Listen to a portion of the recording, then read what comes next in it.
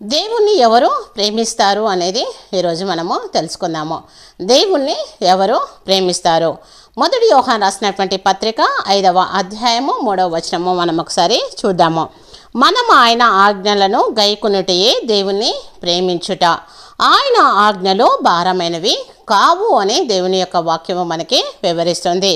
మనం ఆయన ఆజ్ఞలను గైకొనుటయే దేవుణ్ణి ప్రేమించుట, ఆయన ఆజ్ఞలు భారమైనవి కావు అని మనకి బైబిల్ వివరిస్తుంది.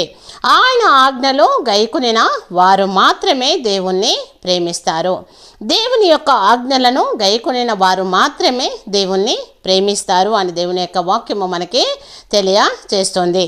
రెండవదిగా చూసినట్లయితే మొదటి యోహాను రాసినటువంటి పత్రిక 4వ అధ్యాయము 21వ వచనము మనము చూద్దాము. దేవుణ్ణి ప్రేమించేవాడు తన సహోదరుణ్ణి కూడా ప్రేమింపవలనను ఆజ్ఞను మనం ఆయన వలన పొంది ఉన్నాము అనే బైబిల్ వాక్యం మనకి వివరిస్తుంది. దేవుణ్ణి ప్రేమించువాడు తన సహోదరుని కూడా ప్రేమింపవలనను ఆజ్ఞను మనం ఆయన వలన పొంది ఉన్నాము. తన సహోదరుణ్ణి ప్రేమించు వారు మాత్రమే దేవుణ్ణి ప్రేమిస్తారు. తన సహోదరుణ్ణి ప్రేమించువారు మాత్రమే దేవుణ్ణి ప్రేమిస్తారు. మూడవదిగా చూసినట్లయితే మనము మొదటి పేతురు 3వ అధ్యాయము 10వ వచనము చూద్దాము.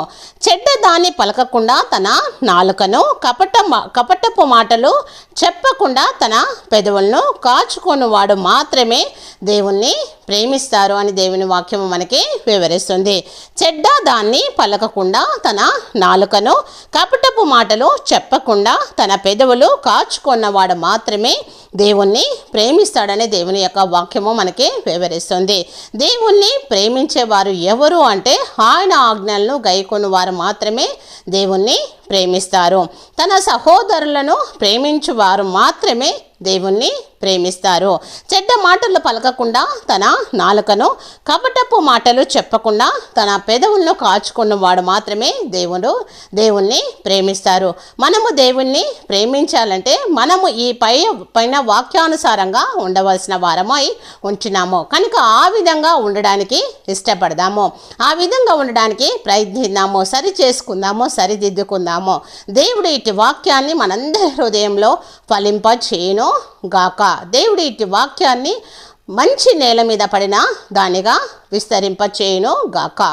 ఆమేన్.